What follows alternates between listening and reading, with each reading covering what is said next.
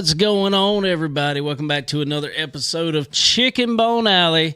I am your host, David Rogers. And here with me today, I got a winner from the weekend over at Florence Motor Speedway. I got to come up with his nickname. I've been thinking about it. We got the high side hustler, the high, wide, and handsome, I don't know. He's making that high side work over there regardless. Mr. J.R. Moore, what's up, man? What's going on? Doing all right? Yeah. How about you? I ain't going to complain. It's Monday, but it went by quick for some reason. What you been up to? Not a whole lot. Working on race cars. That's about it. Working on race cars. Well, if everybody don't know, I know everybody around this area knows, but for everybody else listening, go ahead and introduce yourself a little bit. Obviously, you are J.R. Moore. Tell everybody what you do, where you been, how you started, all that fun stuff real quick. We'll go into more after that. I started racing when about 9 years old, racing go-karts, and then did pretty good with that. Moved up to a car, mini stock. 12 years old, ran that for a while, won a little bit in it. Then we ended up moving to Charger. Won a few races in that. A lot of races. Then we took a break for a little while, then we came back running street stocks, and ran that for a few years, and then we started back running Charger. We ran that for 2 years. Yeah. And now we got a truck. How you liking the truck so far? I like the truck a lot better. You got a lot better brakes, and it's lighter and reacts quicker. I feel like I'm following you over there. You quit with the Charger and got a truck. Well, I quit with the Charger and got a truck. Well, Charger is the most makes the most sense financially. It does. In a way, I guess. I've said the same thing too, but I think the trucks aren't that bad either. As long as as long as we do 2 tires. Yeah. 4 tires gets kind of expensive, but yeah. But I mean, I get it. Like for this past weekend, it's 85 lap race. I get it. 2 or 3 times a year, it ain't too bad. No. So as we said in the opening there, you are the South Carolina 250 Truck Series winner for this year. Congratulations. Appreciate it. That was a eventful. That was an eventful race. It was an eventful night, and we're gonna have Steve Zacharias on here to talk about it in just a little while here. It was an eventful night, but that was an eventful race. Yeah, it was wild. You got we have 17. A lot. However many we had, they all tried to win it on first lap. Yeah. It was every lap, like you just said a little while ago. We were talking. Every lap was lap 75 for a lot of people for some reason. Yeah. And I mean, I get racing hard. Boy, it was like, man, let's ride for a little while here. Well, it made it a lot easier on me at the end. Yeah. It had to help. Yeah. It had to help. But let's go through the race a little bit. Man, it started out, it looked like it was going to be kind of, everybody get to riding and go for a little while. But then all of a sudden, something happened going down the straightaway. All I saw was a 17 was under you, running to the side of you, and all of a sudden he was in the wall, spinning around, hitting other trucks. Yeah, I don't really know what happened there. I just know I was on the outside wall, and I felt him hit me at the flag stand, and then I got sideways, and I looked beside me, and he was going down towards the inside wall. Yeah.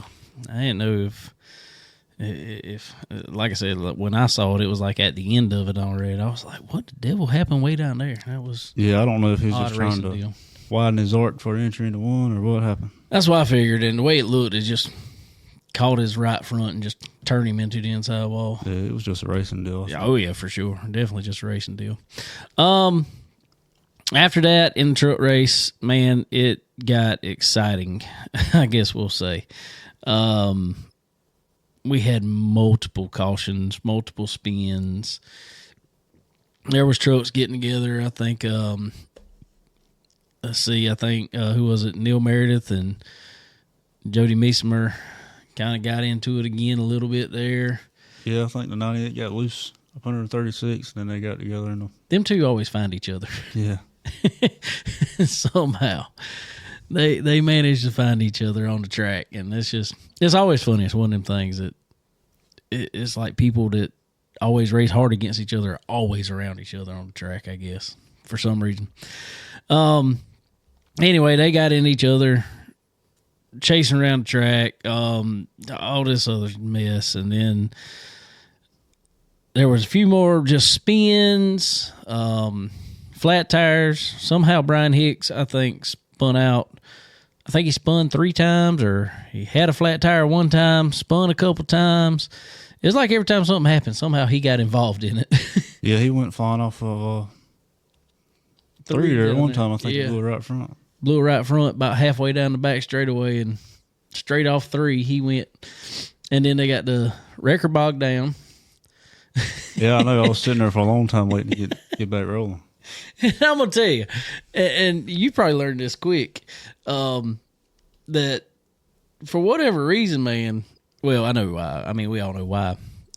These trucks are hot. Yeah, they are. It can be cool outside, and it is hot inside the truck. It's the hottest thing I've ever drove. Dude, I'm telling you. I guess the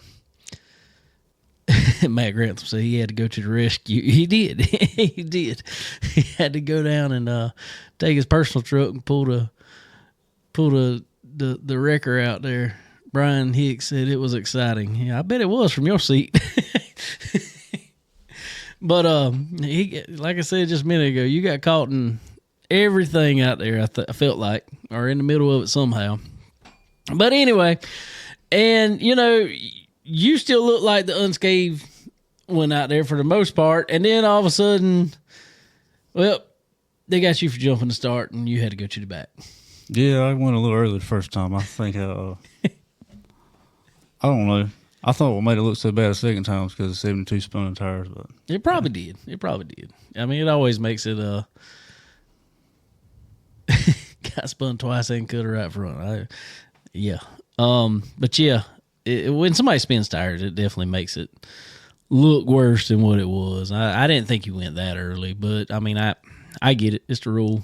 Yeah, and if they're going to enforce it for everybody, then I'm good with it. Yeah, so, that's their call to make, whatever they make. But you, after that, I will have to give some props to my buddy, as he was known throughout the year there, the crybaby, Brandon Johnson. I had to give him some props though, because it was his first racing truck, and man, he actually looked pretty good in it. Yeah, he ran real good. I got to the outside of him there. I had to push a little harder than I wanted to. It's probably a good thing I went to the rear because I was pushing too hard right there. But y'all had a good clean battle up front there for a long time, and then I think Willie Granger got back up there for a little while, and Willie and Brandon got into it, and I think Willie was upset with Brandon, and I didn't really. And I get when you're in the seat, you don't see everything from the outside by no means. But to me, it looked like Willie come off. He was like off the track and come back across the track and just come across Brandon's nose. He didn't really have nowhere to go. Yeah, I couldn't really tell. I just saw I saw dirt flying up when he went off the back straightaway, and then he came back. Yeah, and they got together going in 3. Yeah, so I mean, it that is what it is, and then you were able to take it on, ride that high side, and take on the win, man. Yeah, about 25 or so to go there, I went to the high side, and I just tried to start hitting a rhythm. You like that high side there, don't you? Yeah, it works out pretty good for me sometimes. Sometimes, most of the time it does. How did you find it, or did you think about it before you even went up there? Because your first race there in that truck. Yeah, well, a few years ago, we were in that same race with the street stock. That's when I found that line, and you just can carry so much momentum up there, and you don't have to ride the brake too much, and you just ride on back on the throttle, forward to center. There you go. Well, congratulations again. We'll talk more about it here, but let's go to the Zoom line. We got the man that owns the joint over there at Florence Motor Speedway, Mr. Steve Zacharias. Steve, what's up, brother? Uh-oh. Is he frozen? I think Steve's frozen. I hear him. Oh, there he is. There he is. He's kind of bouncing around now. See if it'll start working for him. How about now? Oh, we can hear you now. There we go. No, I was saying just got done doing it one time and going to clean up and do it again. So, Well, man, I'm gonna tell you. And I told somebody this other night. I said, "Man, this is so much nicer." Or I think it was Boo. I was talking to. Me and Boo Carlisle were talking. I said, "Man, this is so much nicer having it on 2 weekends." Yeah, no, it functionality wise, if we would have had that crowd, or actually, if we would have had that crowd and that race, I mean, for either one of them combined with trying to have the big late model race, we would have all been there till 3:00 in the morning. So splitting them up, it's a little financially ineffective for us, trying to have to double everything. But I think it makes for a better show. So.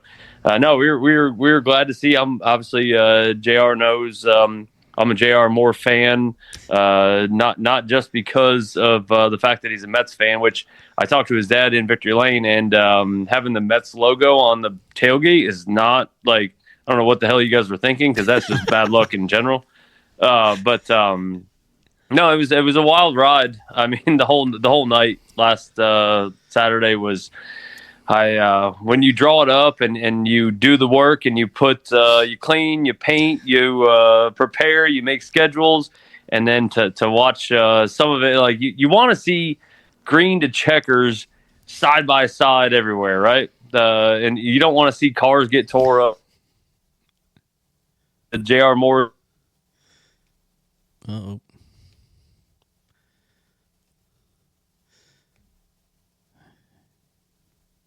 Well, he blinked out on us again. It's a funny face. What happened? There we go. You're back. I'm gonna get it off of Wi-Fi. How about now? Now we got you now. I got it off of Wi-Fi. I'm sorry. You're good. What was your thoughts, Dave? What did you think? I thought. I don't know what it was. I mean, far as the weekend, I mean, far as the racing, the show itself, man, I thought it was great. I really did. I thought it was, and in all actuality, yes, none of us want to see cars get tore up, by no means. I mean, especially us racers, especially all of us who got to put these things back together all the time. We never want to see cars get tore up at all. But I guess probably from a fan's point of view, man, it was probably one of the most exciting nights of racing they've seen in a long time. Like I said, there's not a lot. I mean, I know there's not a lot of fans that want to see wrecks, but just like the truck race, man, side-by-side battle for the lead for, I don't know, what 10, 15 laps probably. There was a lot of side-by-side race. Exactly. And even in the limited race, I mean, there was a lot of side-by-side racing, and then once we got started. Yeah, once we got started, we'll get to that here in just a second. The even the street stocks. Lil Ricky led for quite a while, and Jeff Melton stayed on his bumper the whole time, and made the pass on him there late in the race. And, you can't really ask for anything any better than that far as the racing, actual racing point. Now, you just mentioned the the elephant in the room, I guess, that people want to talk about, and you're breaking up a little bit there again. So I really want to get your thoughts on it, on really what happened. I know there's nothing from a track owner, promoter, even even the race director side. There's really there's not anything you can do about somebody missing a shift. But what did you think about? Obviously, everybody's heard now. Limited late model race. I think there was 32 cars that started. I believe it was. Yeah, it was 32. And by the time I think we took the green flag and made a lap, there was only 21 left because outside pole missed a shift not once but twice and collected the majority of the outside line with him. Stinks. It really stinks. What's your thoughts on it, man? Yeah, so obviously in the heat of the moment, it was a wild ride. Kind of coming out of the truck race. The truck race wasn't much better. We didn't have the intensity of the start, but man, it seemed like for each and every lap of the truck race, someone was hitting somebody, somewhere. And whether it was just Doran coming to green or it was, 3 wide for no reason and it was early. So, so the whole night I kept looking up in the sky waiting to see a full moon, and I never found it. My dad said the same thing. Must have been hidden behind the clouds. But no, I mean, when it comes to the limiteds, the world has changed, right? Like when it comes to age limits, and so everyone kept saying, oh, that's what happens when you have a 12-year-old. And I've asked, and I really don't know the answer, but I think Sean's like 18 or 19 years old. So he's not a kid, right? And he's run 602s. He's run 60 or smart modified tour stuff. I mean, this isn't his first time. Now, the modifieds, it's kind of a third to fourth straight down situation. It's not the way it is. But to be on the pole, I mean, AK puts together obviously good equipment. They have for a long time. So he obviously had a good car, put himself on the pole, and then to go lead the field to green for a race like that, I'm sure was stressful, right? So like he was thinking the whole time, what am I going to do? He was in his head, I think, more than anything. And then that first one, if I watched it, because I was in the production trailer, Brian calls the race. I back Brian 100% no matter what he does. But when the first one happened, it looked, from the production trailer and then afterwards that he jumped the start, and Brian would have called the start back if we ever made it past turn 1. But he checked up, and then when he checked up, he locked, got the field bunched up. Now we're piled up. So, first offense, you really can't, there's nothing you can do about that, right? So you let it go, you fix the problem. Everyone's mad, of course, because myself included, because we had a good field of cars, and you want to see a good race. Like for the broadcast, for the racetrack, you just want to see a good race. And so we go off, we wad everybody up, whatever, we get it fixed. We had the unfortunate thing with Jamie Steverson's mom. She was having a panic attack on top of a trailer. So we had to kind of address that. So the beginning of that limited late model race was a wild ride for sure, right? So we get out of that, get her cleared out. She's good, by the way. I think that's most important, right? I mean, when it comes down to everything, health and safety and family is more important than, a bad day at the racetrack. So she's good. So that's number one. Good. But when when the race got started, I went back to the production trailer. I sat down, kind of just unwinding, and I look up, and I could have swore I saw a replay. And I was watching, I'm like, no, this didn't just happen again. So now we got cars on top of cars. So now I'm frustrated. I'm getting yelled at by everybody. Everybody's screaming at me. They're screaming at him. Brian's doing his part from the tower, trying to make the best of a bad situation. And to Sean and to everybody included in that whole team, no one wanted that. That wasn't what they were intending to do, right? So it sucks, but they didn't come to the racetrack thinking, I'm going to wipe out 20 cars. That's not how he got there. He wanted to win the race. He wanted to be, the best car out there, which he was for a while there. So, I mean, again, it's racing. It's a wild thing to be inside the car. But then once it all got started, man, it was a mob mentality. Pit road was throwing trash cans. I mean, when you are a part of wrecking that many cars, you have that many teams that are just as mad at you, right? So now all of a sudden you got a lot of people. Like if it's one-on-one, like if JR and somebody in the truck race got into it, it could be one-on-one, but this was like 1-on-20. So the poor kid come down pit road, and Brian, his thought was maybe something broke with the car. So let's bring him down pit road. Let's take a look at it. And then, but then when he was coming down, it got a little intense and got that cleared up. I think once the race finally started and actually went to green flag, it was what we all hoped it would be. It was a good race. So I think it could have been better if we didn't finish off, 20 cars. But again, I know Sean didn't do it on purpose. Right. I mean, it just in the heat of the moment, obviously everyone's frustrated, myself included, where you come to a racetrack and you work your tail off, whether it's myself getting there, Brian and myself, to get the racetrack cleaned up, prepared, and then that Brian stacked 1,300 tires in order.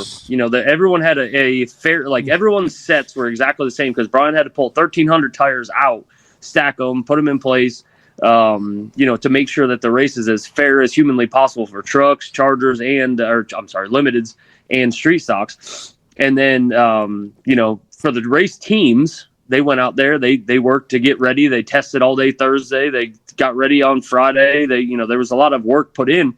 And so to end up in turn one and either be wadded up or be damaged was heartbreaking for everybody. But again, I say to Sean, we understand, man. It's as a race car driver, it's something that happens. It's happened to all of us, just in a bad spot right there. Tough spot. And the only thing that, it is what it is, but the only thing that stinks about it in the long run is there was a lot of good cars, and man, it could have been some great racing up front because there was a lot of good cars got took out, but that is part of racing, and we know when we hit the gas, it's possible we might not come out on the other side of turn one. So that's just how it is. But buddy Jamie here says, and 100% back him on this. I think we lost Steve there. Maybe he'll be back. But credit to them. A great job, in my opinion.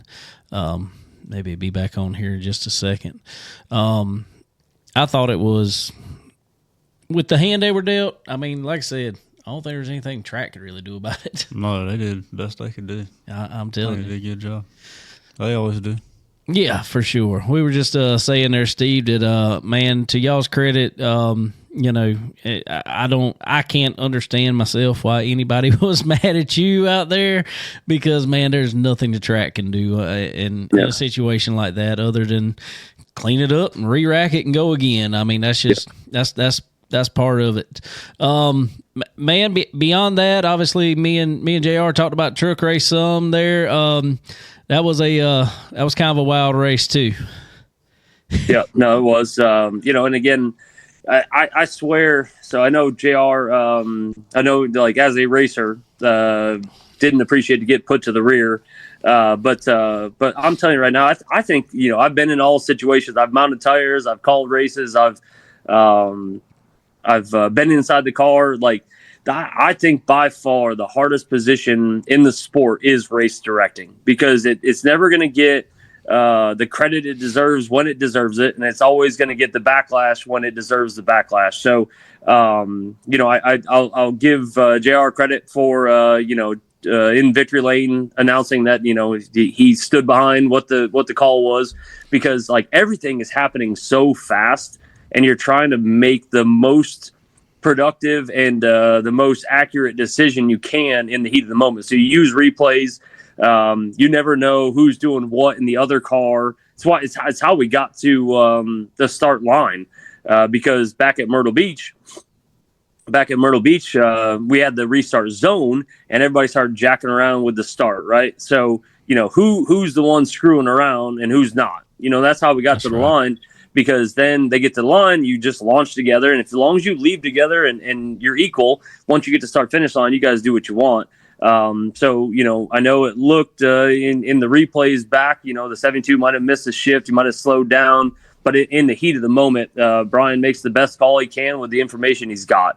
Again, like I said at the beginning of this conversation, is that the best car or best truck ended up winning the race like it was supposed to. So it all played itself out. But it wasn't exactly, I'm sure, how JR you wanted it to be. But again, man, I'm telling you, making those calls, especially like, perfect example. Let's, and I'm not trying to be long-winded here and take over, but perfect example is go back to the limiteds. When the limiteds wreck on lap one, and you've got a handful of cars that were up front, and a handful of cars in the middle, and a handful of cars second row on back that get wrecked. We got yelled at some point about we're supposed to let the rows go forward. In NASCAR, everyone lets the rows go forward instead of back and forth. I completely disagree with the rows because the way it played out, you might have let 10th go all the way to the front, or 10th row go all the way to the front. So I think if you qualified second or third, you deserve to get the next spot up when it comes to that restart. but other people have their opinion on how that's supposed to go. But as a racetrack, we make the best decisions we can, because I've said it, Brian, I've said it 100 times. We love everybody that comes through that gate. Everybody that pays $1 to be here at the racetrack is helping us survive, and we appreciate each and every one of them. We would never, ever want to see someone go home and be like, well, that was terrible. I hated every minute of that because those some bitches, they didn't do this for me. They didn't do. We're going to do the same for first to last. And you might not agree with it, but we're going to do the same for first to last. And if you look back on our record, you will never find, like, Brian, again, I say this, Brian got thrown out. I was race directing, and I put Brian to the rear because he did something. So there's never going to be a moment that you'll say he did this for this guy and he didn't do it for that guy. If Brian sees something happen, he's going to put someone to the rear. And again, it might not be right, but he's going to do the same thing each and every time. Well, that's what me and JR were talking about earlier there. You know, I mean, it's like we said, you know, it stinks getting put to the back. Yeah, it always going to stink. And there may be some people want to fuss and fight and whatever else about it for whatever reason. But, man, all we can ask as racers is if everybody gets treated the same, hey, it just is what it is. And I believe that Brian does his best job to do that, like you were just saying. I really do. I've you know, been around there since y'all have had the track, and I really think he does a phenomenal job in race directing myself. Those are some tough calls that I never want to make. Not Yeah. either. Yeah, well, I mean, perfect example was you know, when Willie and the 72 got together. You know, and it's fortunate now, especially with having the broadcast stuff on our behalf, we can send replays to him that give him, you know, the best view of everything. So the 72, you know, it was Willie went off the track and then Willie come back down. But when the 72 left front caught the wall and then jumped up the racetrack, that put Brian in a situation where it's like, you know, it was 50-50 on that deal. And once you make contact, and we say it in the driver's meeting, once you make contact, you are part of the caution. You know, so you know, so there's just calls that are tough. I mean, because we're all friends, we're all family, and we don't want to see anyone have to take a bad deal. And once you're in the car, your brain kind of goes a little bit different, right? And you're not making the most rational decisions at some points, you know, in your head. And that's actually, Dave, that's also one of the things that's the hardest, is that everybody is watching the specific car, right? So like, all of JR's team is watching JR, and anything that happens to JR is what they see. Brian's having to watch 15 cars or trucks and have to pay attention to what's going on, because we'll get yelled at all the time. He's hit us for 15 laps for the last 15 laps. He's been hit dooring us. We don't see that. Like, I mean, Brian's head's on a swivel going left and right trying to pay attention. But as a team member or a family member, you're watching that specific vehicle, and you see it different than we do, right? So Again, it is what it is. It's the plight of life that we've put ourselves in. We love it. It's fine. We've gotten thick skin over the years, and we're just, again, I can promise you, JR, when you come back, I'm super happy that you won. If you come back and do it again, you'll go to the rear. Yeah. As long as you're consistent, that's all that matters. That's exactly right. Well, after all that was said and done, we had the clash at the Mason-Dixon street stock race, or super stock race. Man, I thought it was a great race. I really did, and I thought, you know, being the inaugural clash at Mason-Dixon, had a good car count for it, pretty good compared to a lot of street stock stuff this last year. And I think there was one caution for a drive shaft fell out. Yep. And other than that, it was clean and green and with good racing up front. You know, like I said, Lil Ricky and Jeff Melton were nose to tail most of the race, and Jeff Melton saved just enough tire to get around him there towards the end. And man, I thought it was a great race. Yep. No, it was good, and Boo's doing a good job. Obviously, the touring series is in general, whether it's Cars Tour or you know, street stocks, it's a tough deal to try to get people to want to travel, to want to be a part of something. You know, whether it's Dylan going up, he went as far as I think Dominion at some point. So especially to get street stocks to travel, he's doing the best he can to try to just be a benefactor of the sport. He's trying to just help and do the best he can, and he helped us. Had a good car count. And I'll be honest, after the wild night that we did have, street stocks were the best part of my night. But at the same time, but when it was all said and done, we had a protest, or not a protest, but Mike pulled the cam on one of the limiteds, and we had it checked yesterday at Mike Rankin's, and all was good, so everybody was clear. But we had that going on. We had the stuff with the 98. We had the limited, and but Boo still came up end of night, and he's like, "Man, can I get you to dismount these tires real quick so I can check Jeff's tires to make sure he didn't put any chemicals in them." So even with the stuff I had going on in my head, I was like, "No, geez, I got to do this." But Boo stayed behind his series to make sure it was as fair as humanly possible, right? So we dismounted them, or not dismounted, we opened them anyways. I mounted, took the top off, and we put a flashlight in there and smelled them, make sure there wasn't nothing to them. But he stayed on top of it, and that's what it's going to take, is to make sure, there's going to be rules in place. People are going to stretch them, and making sure someone is taking care of that. Whether there's 3 cars or there's 15 cars, you got to do your part to make sure it's a fair deal when it comes to every single car. Exactly. And like I said, done a great job at it. Me and him were actually up in the VIP area during the truck race, because my truck, Matt Grantham, he had fell out early with transmission problems, so I walked over in there and hung out for the race. And me and him were talking, and we were talking actually about rules, and he was talking about some things that, for next year is like, oh, we got to get a little more specific about this. Get a little more specific about this. That way we don't leave a gray area. And he's on top of it, man. He's really entrenched in it, and I like it. I like it. Boo's a good guy, and I promise you, he wants nothing but the best for the sport, and loves the street stock deal, super stocks there. So good job to him, and good job to the street stock race there. But we got to talk about some other stuff here, Mr. Zacharias, real quick. We got the big show coming up this weekend. Coming up Saturday. And I pray they all watched last week and learned something. I hope everyone watched it and said, you know what, we don't want to do that.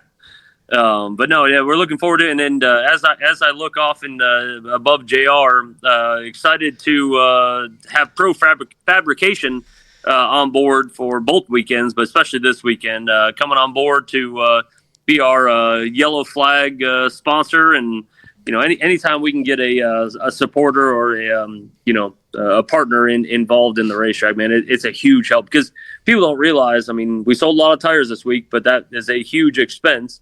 We jumped the purse up. That's a huge expense. So any extra dollars we can get our hands on to offset that, to get us through the winter, we can't thank them enough. So no, it's going to be a great time. I think we're going to be close to 50 late models.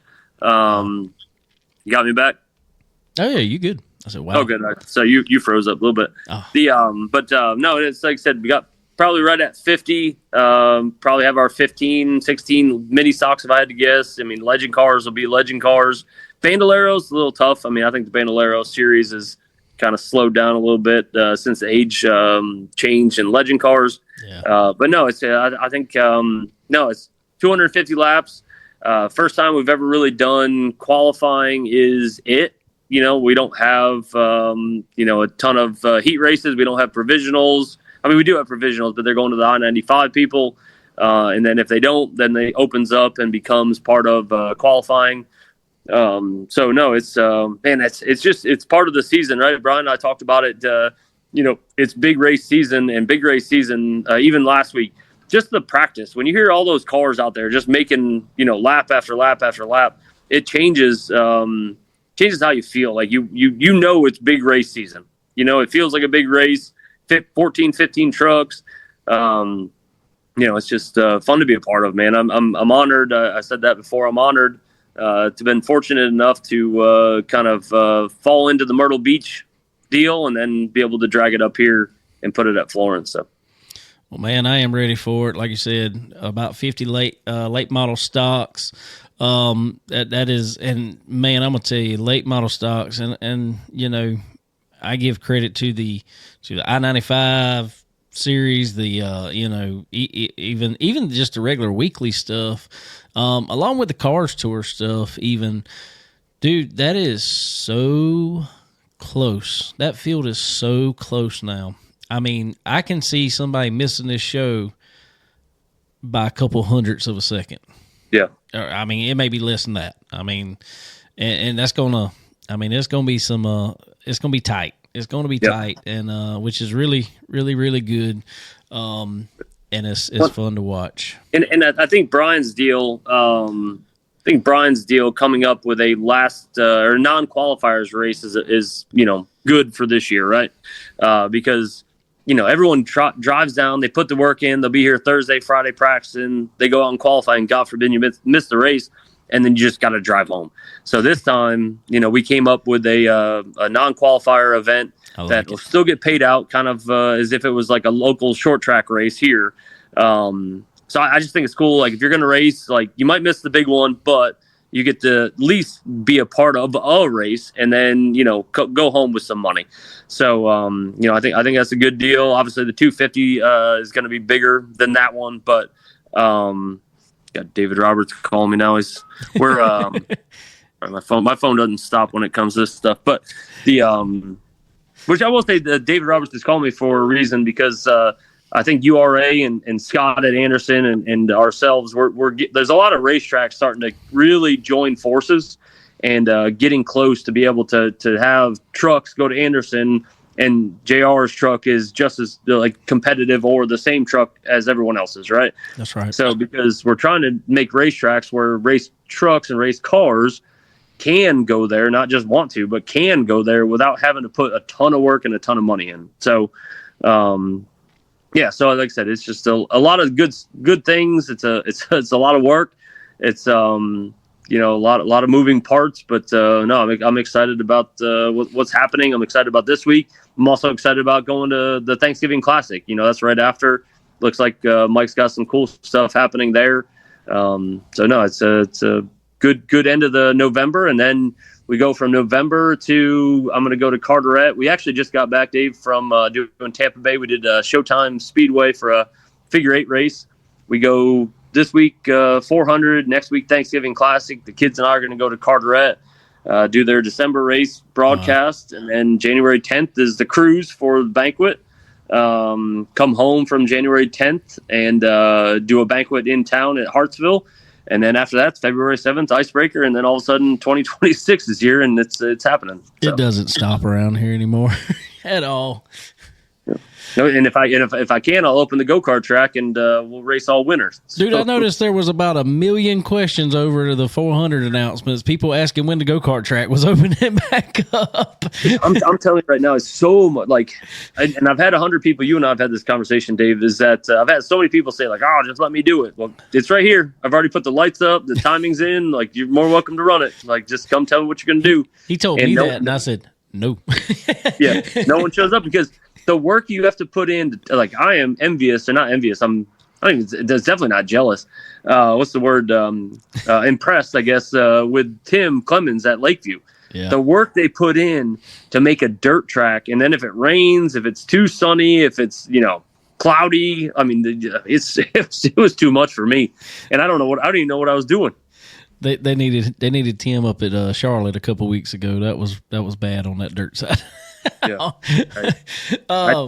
But we ain't got to worry about none of that this weekend, man. Beautiful weather. Again, I think it's 78 degrees on Saturday right now. That's going to be awesome. I love it. It was great weather this past weekend.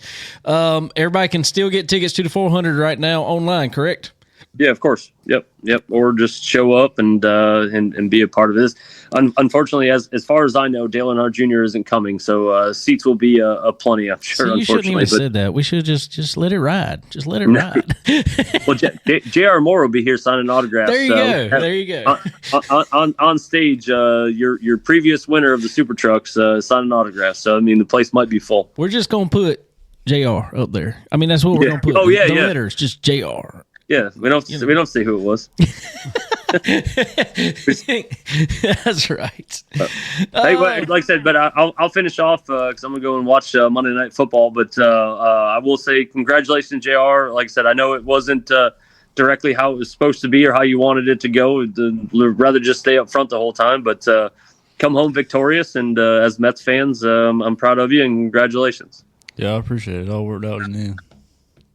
I will say real quick before you get off here that Brian Voss commented and said, while I stand behind everything we did, I will say we covered Hoosier tire from being a complaining point this weekend.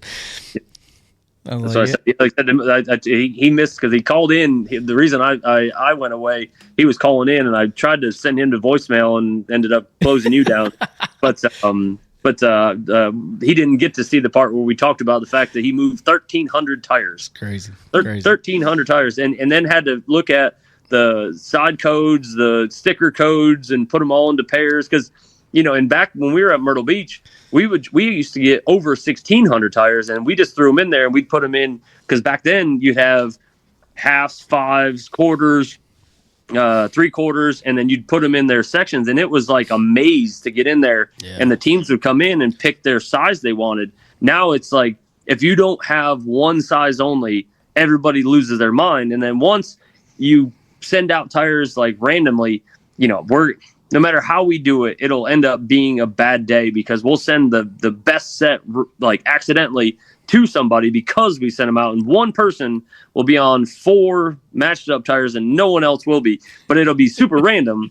So Brian says, screw it. I'll pull 1,300 tires out. I'll stack them out in the world. I'll put them together. That way, like, take that completely out of the equation. That's right. Our buddy Andrew Garris from Profab Header says, ready to be there with all 4 cars this weekend and glad they could help and be a part of the weekend. So well, thank you. Appreciate them as always. Steve, man, appreciate you coming on here, hanging out with us a little while, man. Yes, sir. And we appreciate all you do. And we are ready to be over at Florence Motor Speedway this weekend. All right, we'll see you guys this weekend. Have a good rest of your show. See you guys. Take it easy. All right, ladies and gentlemen, Mr. Steve Zacharias. And let's, real quick, before we go into anything else, let's go into a word from our sponsors. Are you ready to unleash the true potential of your ride? Tired of feeling held back? It's time to experience the Pro Fabrication difference. At Pro Fabrication, we don't just build headers and exhausts. We engineer performance. Crafted with precision from high-grade materials, our systems are designed for one thing: maximum power. Feel the instant increase in horsepower and torque. Hear the deep, aggressive rumble that turns heads. Our expertly designed headers optimize exhaust flow, while our performance exhaust systems deliver that signature sound that you crave. But it's not just about power and sound. Pro Fabrication means durability you can trust. Built to withstand the toughest conditions, our headers and exhaust are an investment in long-lasting performance. Whether you're hitting the track, conquering the trails, or just cruising the streets, Pro Fabrication gives you the edge. Experience smoother acceleration, improved field efficiency, and that unmistakable feeling of pure driving exhilaration. Don't settle for less. Upgrade to Pro Fabrication headers and exhaust today. Pro Fabrication headers and exhaust. Quality that wins. Chicken Bone Alley is brought to you by SRI Performance. They are your one-stop shop for all things racing. Do you need performance parts? Look no further. They offer a wide range of high-performance parts for various types of racing, including stock car racing, dirt racing, and more. SRI Performance also has the most knowledgeable employees in the industry. If you're looking for that hard-to-find part, they've got it. And if you're wondering how to make it work on your car, they know it. Check them out online at www.sriperformance.com. And when you do, don't forget to use the promo code CBONE10. That's C as in chicken, BONE10, and get 10% off at checkout.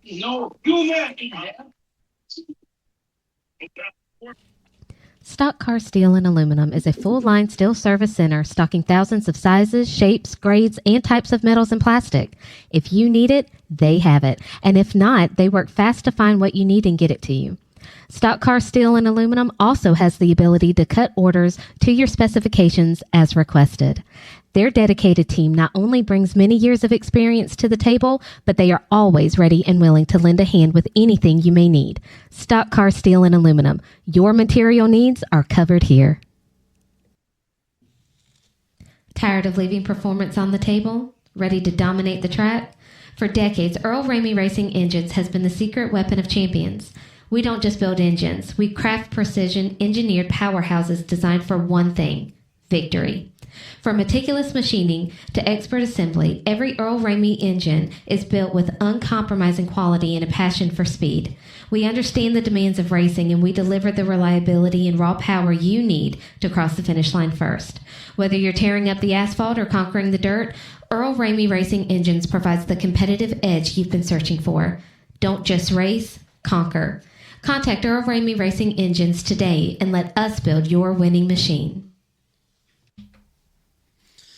All right. Also, ladies and gentlemen, I want to thank our good friends over at Dixie Made right here in Florence, South Carolina. Dixie Made. When you're coming in town this weekend for the 400 there at Florence Motor Speedway, head on over to Dixie Made and get all those Christmas presents, man. It is in full swing Christmas time. Yeah, it is that time. So head on over to Dixie Made. If you need to, put something on layaway. They got their layaway open. If not, they got all the great brands that everybody wants in stock, ready to put under the tree. So go check them out. Also, Fresh Chef. Fresh Chef, if you're coming through the Race City area of North Carolina, go check out Fresh Chef. They are your the daily food and drink specials. All great food. So go check them out. Tell them we sent you. Also, MPM Marketing, www.marketwithmpm.com. If you are in this racing game and wanting to move ahead in it and want to build a name for yourself and move up in the ranks, you got to have a partner that knows the direction you need to go. And Tanya is probably one of the best. So go check out MPM Marketing. Like I said, www.marketwithmpm.com. All right, ladies and gentlemen, it is time for the dirt with Racin Jason. What's up, man? Man, it's been a while, man. The heck you been up to, bro? Well, let me tell you, last week, I planned on doing a show. It was a plan. Sunday evening, I started feeling kind of rough. Yeah, I did. My throat got real itchy. Well, Monday, I felt terrible. Just sinus. You would have had to listen to me sneeze and cough and everything else for the entire time we were on here. But on top of that, I got stuck at work kind of late. I probably still could have made it, but it just, like I said, I was not feeling good at all. So I don't think everybody would have enjoyed listening to me cough. And dude, I'm gonna tell you, I'm still not over it. It's really, yeah, it's still just sinus mess, just rough. lingering Lingering around. You ain't doing none of that. Well, Jerry. I'm sorry, Dave. It is what it is. It's one of them things. You know. What you been up to? Hey, man, World Finals last Saturday in Cherokee yesterday, man. Awesome. You've had two weekends of some great racing. Yes, sir. We'll say Awesome. great racing. Yesterday, rubbered up toward the end, but still a great race, man. Anytime a bad race is still you're on a racetrack, it's still a good day. Sniper said, "Hello, my people. What's up, Sniper? What's up, Sniper? Dave. Our boy got arrested, Dave. Which one? Barry Braun. Oh yeah. The one. Oh my God, Dave. The arrest heard around the dirt world. Who heard this coming before it came? The white should be on the wall, Dave. When you leave the PDC, JR, he's a hardcore asphalt racer over here, so we'll let him in on it. Barry Braun on XR Racing, XR Events, XR, anything XR, which was dirt side. He was putting up some really big races. They're the ones that brought dirt back to Bristol. They were supposed to put on the race at North Wilkesboro.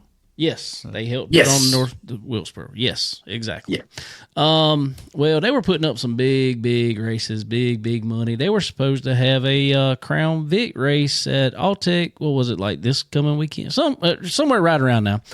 was it last weekend, right? Last weekend. Probably $100,000 to win Crown Vic race, which was awesome. There was people there was people come out of woodworks. I think there were some super late model drivers that had built Crown Vics to go race at this race. And I don't blame them. I would have to. Well, all of a sudden that race got canceled, but we had heard through the not so grapevine because it was flowing through pretty quick. That some of the past events that he had put on, people did not get paid completely, and I mean it was a lot of money. Kyle Strickler come out and said that was a $125,000 race. He did not get paid for. Yep. Didn't even get the trophy. Didn't get the trophy. Took the trophy back to wait on tire samples and never would give him back the trophy, even though he won. And tire samples were clean. So he brought back Pennsboro for a race. Yeah. Now he's not allowed back on the property. Yeah, now he's not allowed back on the property. But like I said, a lot of people didn't get paid. Somebody finally went through with it, and they arrested him last week.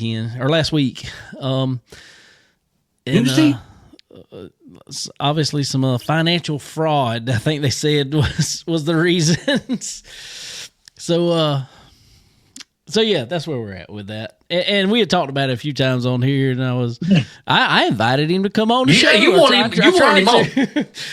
You wanted him on. You actually came out and said, Barry Braun, I would love to have you on. Let's talk about this. Yeah, let's talk about it. If you want to put out your side, I will still, if he is out of jail at this point, I still extend the invitation. Come out and tell us your side of this. I don't think there's much to tell, but Sniper said he bought him some soap on a rope and some Astroglide for Christmas.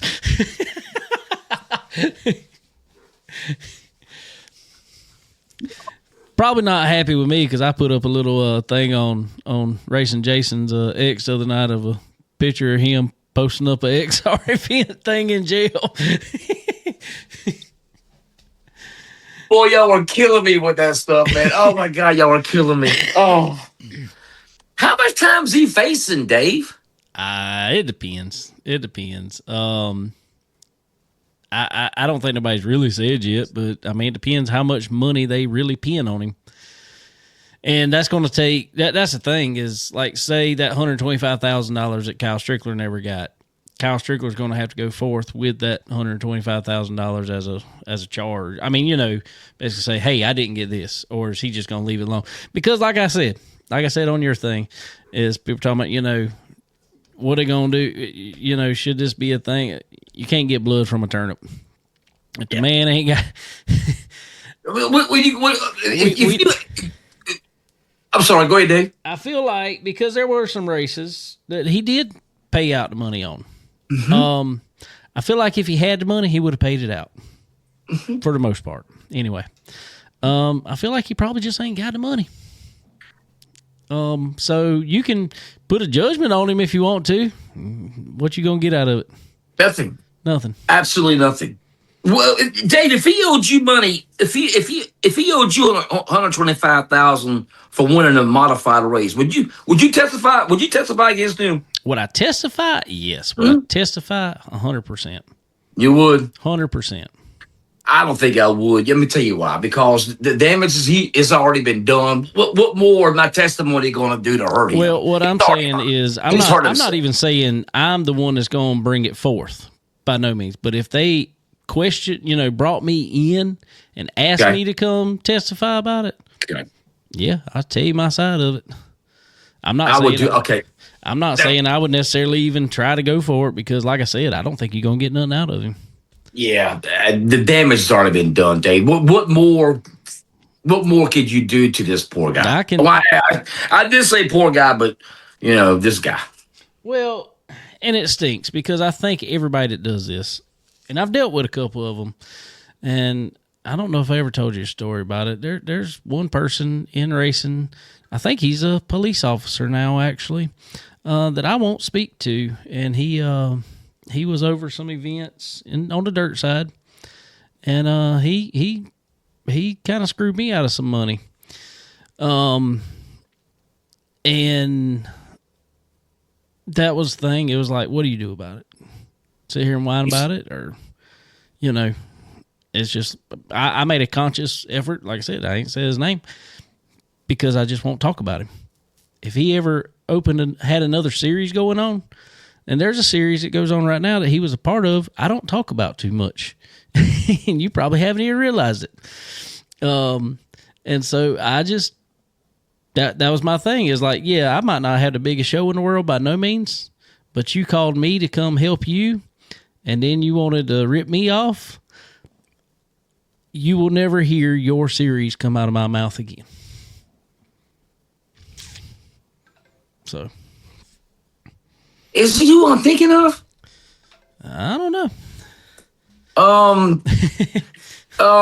Kuwait, Saudi Arabia, Mid East, right there. Something like that. Really? Yeah. Oh wow! I know you're talking about them. Oh wow! I didn't know that, Dave. Hey, Dave, bro, I talked to him yesterday. Yeah. Yeah. He won't. He's taking over a racetrack next year. We're not allowed to talk about that. I heard that. Nope. Okay, I heard we're not that. gonna. Okay. I heard that. One that's in a friendly area. Go to say. Yes, very friendly, very friendly. We're not going to talk about it on your show then. How about that? And that's what I'm saying is we might talk about a series that raced there, but his track won't get mentioned on my show. Did not know that, Dave. I did not know that, Dave. Was he on the asphalt side? How did? No. You know what? I'll talk to you about it. I'll call you. No. Yeah, okay, yeah. We ain't got to do that here. Call me after the show and we'll talk about it. I'll tell you about it. Okay. Dave, Yeah. is the Ultimate Series done, bro? This is what I asked at the first of the year. This is a conversation we had. Chase Lane just said, why can't we get paid $125,000 on asphalt? Hey, they can't get paid $125,000 on dirt either. Yeah, you think you'll get paid like $125,000 on asphalt? They can't even get paid. Oh my God. Okay. Yes, Chase, I would love it to get paid $125,000, but it is not going to happen. All right, this is where I asked you this at the first of the year, and you said no then. Are we getting oversaturated in super late model racing?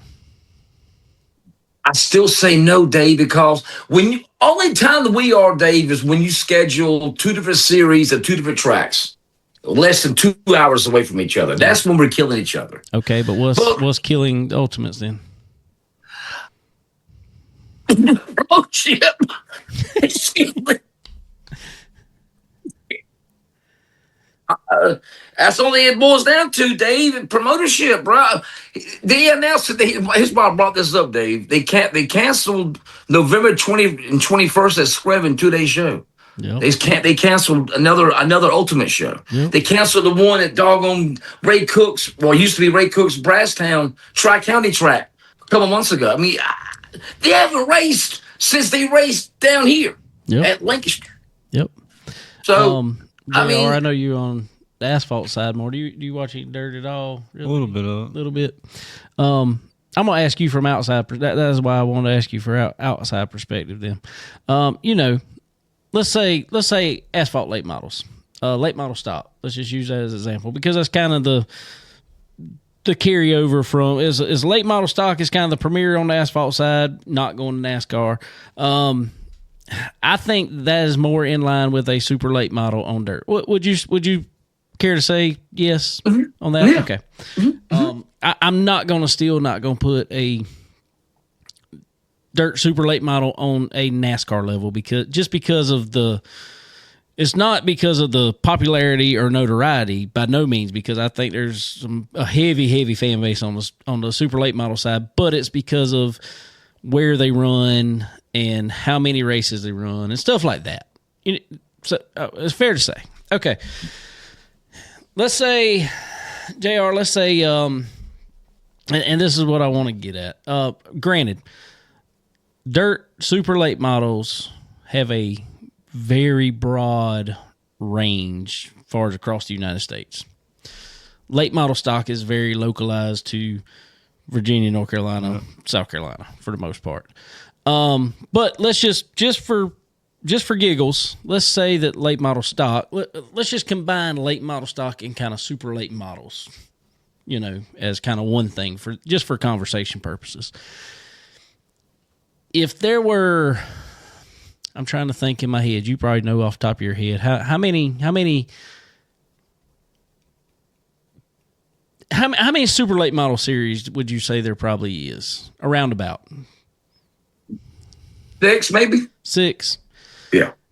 If there were 6 on the asphalt side, would you think it's oversaturated? But we're running over, I don't know, what do you say? Not really regionally, states? but more spread out, more nationally. Right. You know so what 15 to 20 states. Yeah. Would you think 6 was too much, or do you think? Well, they race about every night of the week. Exactly, they race about every night of the week, and this is, and I don't think it's necessarily a. You were right on the promoter side, but one thing I think about it is, let's say like our friends, we just have Steve Zacharias on here, and they got the ultra racing now ultra broadcasting. That's the thing is, in today's age, you've got to have it on a streaming platform. You've got to be able to promote it well on that streaming platform to have it even known. Okay, and I'm being dumb to it. Where's Ultra at this year? Where's who now? Where's Ultra streaming at? It's not. Okay, there's your problem. It used to be. It used to be. It used to be on Racing America, wasn't it? Then they moved it to Flow. Yeah. And then they put it back it was on Racing America. Yeah. I think there's your problem. When's the last time an Ultimate race that you know have been streamed? I would say at least 3-4 years. Well, I'm gonna tell you this too. Maybe it was that long, but also I think they should have got off of Racing America. Absolutely. Nobody has that. Nobody. They did a. It was great when Bob Dillner was there. He done a great job at it with Speed 51. And our boy, Alan Dietz. Alan Dietz did a great job with it. Both of them did phenomenal with it. Well, when Dillner left, shortly after, Alan Dietz took just more of a regular announcer role, and then was kind of behind the scenes. And now he has completely left. I don't see the purpose in Racing America anymore. Don't either. Is it still on, Dave? It is still on. They cover the pit crew guys stuff on for NASCAR and stuff now, because it is owned by it's basically the same guy that started the Race Team Alliance stuff. That's who owns it now. So I did not know that. Anyway. Is that why they bring up these NASCAR podcasts? Some of everybody's got a show on there now. It seems like they have 2 or 3 different podcasts on their video cast. Well, that's all going on NASCAR now, because NASCAR got their own production studio, and they're trying to put out a bunch of content to justify having their own production studio. But regardless, like I said, you said they race every night of the week. You think that's too much, or do you think it's good content to have?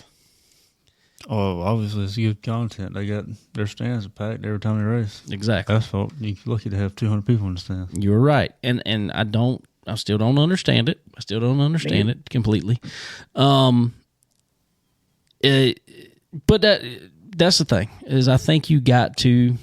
I'm with you on it. You got to promote it. You got to stream it nowadays. You got to have, and you got to be able to put it on somewhere that people have. I think if Ultimate right now was on, let's say Ultra, just because Steve was on here, and I think that would be a good place for it. If you put the Ultimates on Ultra Broadcasting right now, I think you could do some great things with it. I do too. Because it takes that to sell sponsorship for it now. And that's absolutely. What, I mean, unfortunately, we know that's what makes laps go round is money nowadays. So, you've got to put it on something that you're going to bring in some sponsorship dollars. Ultimate on Ultra. That's got a good ring to it. I love it. I'm loving it. I do too. I'm loving it. I know a guy. you know several guys. And I love Dwayne Keith, man. Dwayne Keith is freaking awesome. I do too. I really like Dwayne. Love Dwayne. And I thought he was going to jump over there and really take off with this thing, but I don't know. I don't either, man. I don't know. For him. I don't know. It reminds me of the IRL. Remember IRL? It reminds me of IRL. They can't get no tracks to race them. They can't get nobody to come see them. They can't race no. I mean, it's unbelievable. It's the doggest thing I've ever seen in my life. All right, this is completely off topic from either thing that we typically talk about. And I don't know if this has ever happened to the season finale, but, obviously you just said some race cancellations. How about the NHRA canceling their season finale at Pomona? Well, what? I know it was raining. Weather. It was, okay, they canceled because it was raining? Canceled because of rain. They're not going to reschedule it. They're not going to reschedule no reschedule, and points were paid out based off the race before. Wow. I did not know that. Good to me. Not a national series like that. Not a big national televised deal like that to me. Oh my! So they just said screw the fans. Yeah, I mean, that sounds like what it did. I mean, obviously, Pomona, Southern California, they're crazy about their timing and scheduling and stuff like that. So that could have had some stuff to do with it. Is they might not allow them, to come back for other dates or something like that. I don't know, but I just know they canceled it. Did not know that. Yeah. Really stumped because, John Force announced last week that he was retiring officially. The GOAT? The GOAT of anything. In my opinion. Wait a minute. I'm telling you. Wait a minute. Man has 16 championships in the NHRA. 16 funny car championships in the NHRA. Yeah, but Big Daddy Don was like Bloomquist. He designed stuff. He's the one to put the motors in behind the. I don't know. Okay, all right. Either or, you can go either or. How about that? I'm just saying. I think John Force is the absolute GOAT of, especially we cannot deny that of funny cars. Okay, funny car. Okay, yeah. Cannot top that. Okay. I don't think nobody. I agree with that. Absolutely. I think he's if you just did a racing Mount Rushmore, not a dirt, not an asphalt, nothing, I think he's on there. How can you not? Somebody won 16 championships on a national level. Okay. Oh, you gotta put Richard Petty up there. Yep. You gotta put oh God, you gotta put AJ Foyt up there, right? Because AJ was Tony Stewart before Tony Stewart. I think so. I think you got to put him up there. I mean, I could see where that one would be debated, but yes, I think you got to put him up there. But yeah, I think you got Richard Petty, AJ Foyt, Scott Bloomquist, and John Force. You can put Bloomquist up with them greats. Wow, that's pretty big. That's mine. I'm loving it. I am absolutely loving it. Way to go, Dave. I love it. You go put Bloomquist in the same sentence, same breath as John Force, Richard Petty, AJ Foyt. Wow, that's big. Who else did any better on dirt? Yeah, well, I've always said you can go either Moyer or Bloomquist. You can go either or. You really can. Was that 6'7"? 6'7"? What is that? Oh God. I don't know, bro. Nothing against Billy Moore because I love Billy Moyer too. I just think Scott did more for the innovation than Moyer did. And our buddy Brian Blackwell just said Steve Kinzer. I can't argue that one either. Oh, wow. God, I'm loving it. Oh, wow. Yeah. 11 time, right? Yep. We got to put shots up there. Oh, who you got, Kinzer, or you got shots? 6'7". 6'7". Oh, Jesus. Your kid's doing that yet? Yeah. Oh, God. Oh, boy. My 16-year-old just, every time you say something, 6'7". I'm like, you don't even know what it means. You have no clue what it means. Well, mine's 4 doing it. I don't even know what it means. I don't even know what it is, Dave. I have no idea what it means. I don't know if anybody really knows what it is. Okay. Well, this right here is like, okay, it's either that or the... Dave, we lost Carson Brown to the asphalt world, bro. I don't know if you ever had Carson Brown. I mean, he was jumping back and forth between the two already.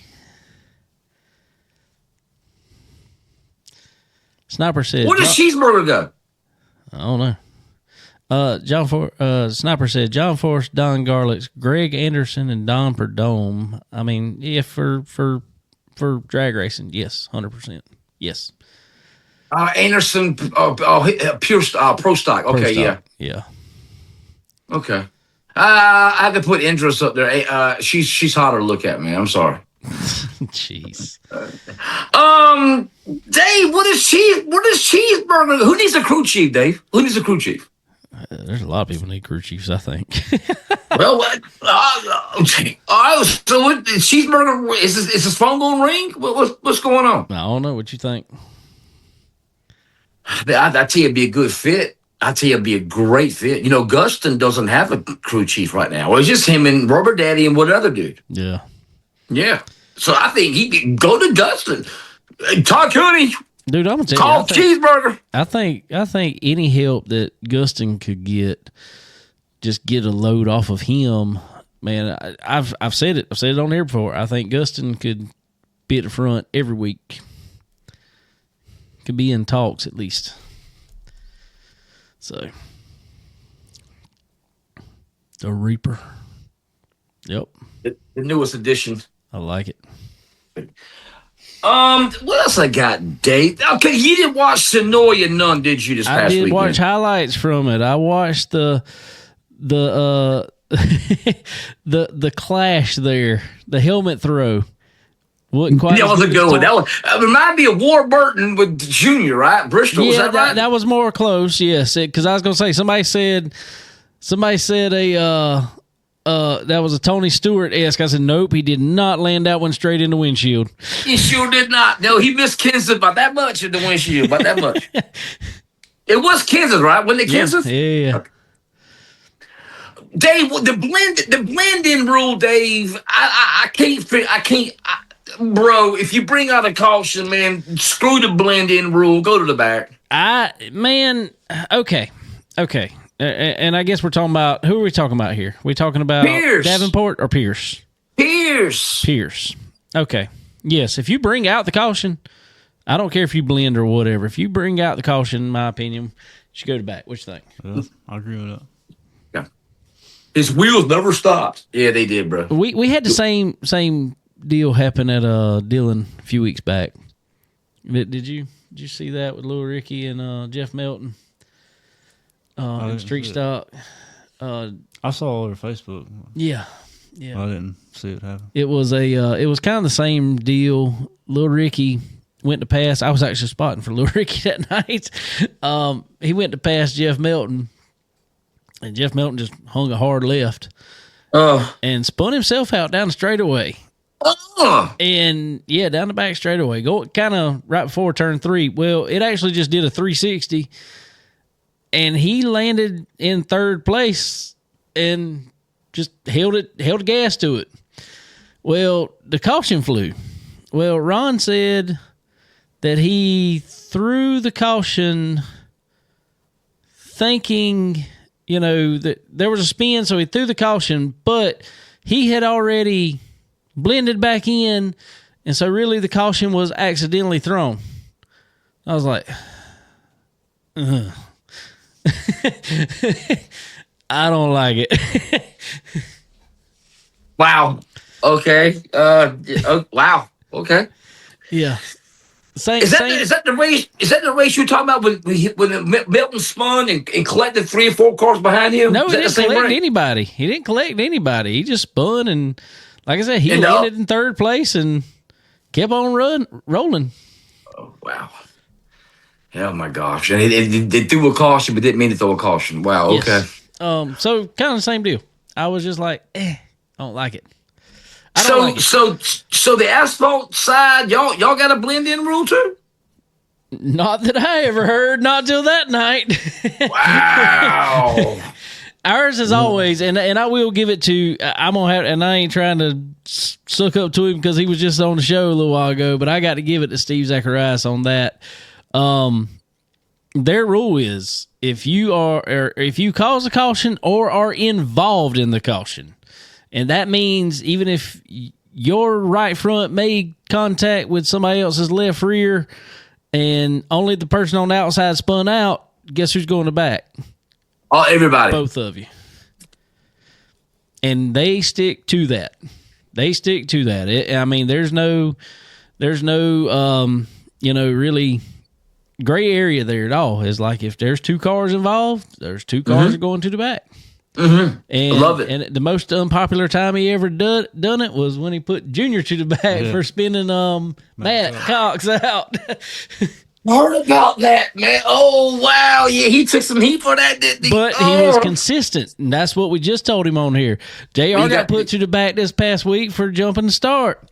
Won the race still, but they were consistent about it, so you can't really complain too much. All you can ask for. Right. That's all I want, man. Is consistency, man. That's all I want, bro. David got so bad if he saw my tweet or not because you was at the race Saturday night. Fergie got caught up in two cars got together and Fergie got caught up in it. And I tweeted out, does Fergie get a spot back? I saw that. And he didn't cause the caution. He was part of anyway. All right. Brian Blackwell just asked, and I kind of had the same question, but, I ain't going to argue that point. The 98 car, did you see anything that happened over at Florence this past weekend? No, sir. Big wreck on two starts, not restarts. Car on the outside of the front row missed shift twice and stacked up the entire outside line twice. Twice? Yeah, they went from starting 32 cars to when they finally made the first lap, there was 21 cars. Yeah. Brian Blackwell just asked, did the 98 start a caution on the original start and late model? I kind of had the same thought to some extent. That's not going to be one that I would argue necessarily. I did kind of have the same thought.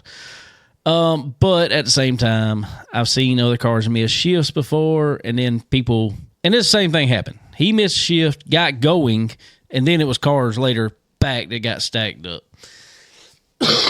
So I guess it's not unprecedented for the person that actually missed a shift to not go to the back.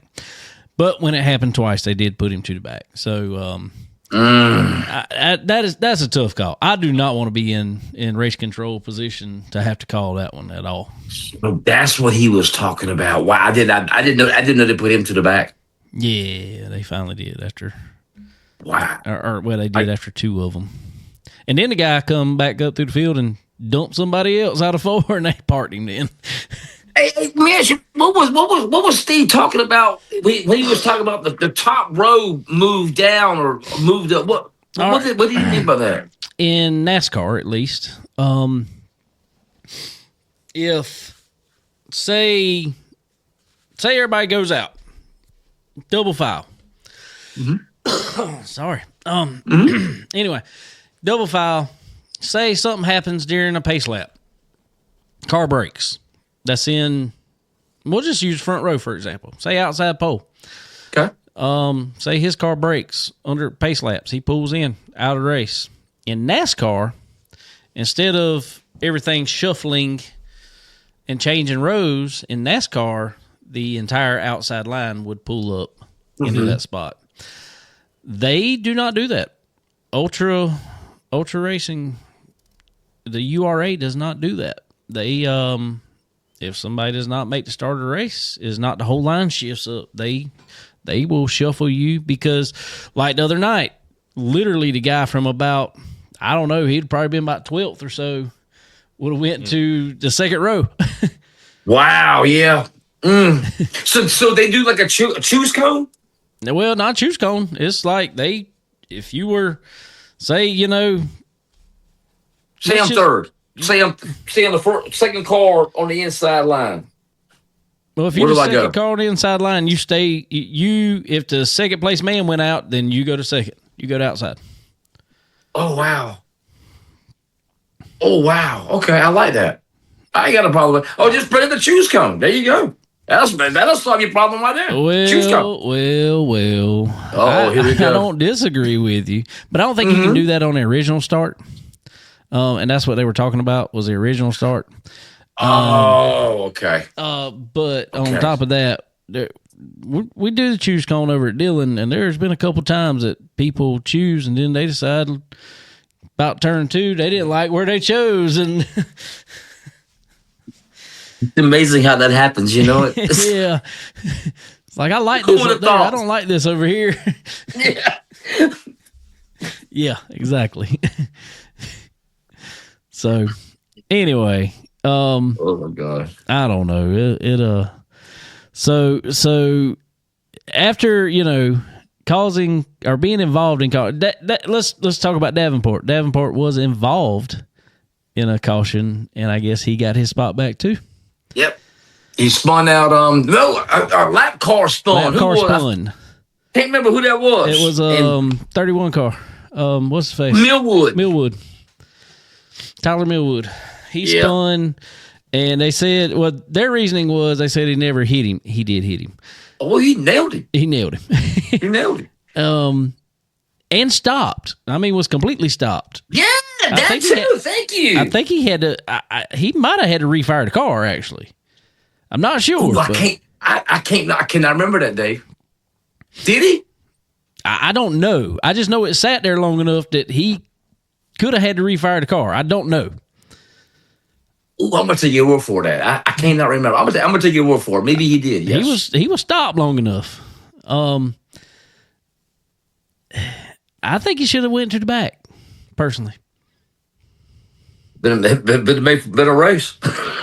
I don't disagree. Sniper says he's a Davenport guy, but he should have went to the back. Ooh. Then it swept Sonoya, then swept the World Finals last weekend. Man, is JD on a roll or what? I'm sorry, your doggone 25's coming to an end. He is. JR, what you think, man? All right. Even in ours. Lap car spins out. Unfortunately, somebody spins to try to miss it. Leader spins to try to miss it. Where's the leader need to go? To the rear. Oof. It's tough. It's tough. Hey, but my that thing is if you tough. spin and you stopped, I get it if you slide off the track or something, especially at Florence. I've seen it many times. You have to go on out and run in the dirt, come back on the track. You're still rolling. I'm fine with that. But if you spin, I hate it for If you. you stop to avoid them, that's different. But if you spin, Yeah, if you just literally stop, because I have seen the whole track blocked before and everybody couldn't get by, and you literally just stop because you can't get by on the track. I can understand that. Yeah, I can too. I can too. But if I you just can go too. in the corner and literally, I mean, I ain't trying to be whatever with Davenport. Davenport just committed to the high side, and there was a car there. But Nowhere there to was go. still And the like whole you said, bottom. I came to complete stop, had to back up, and then go Yep.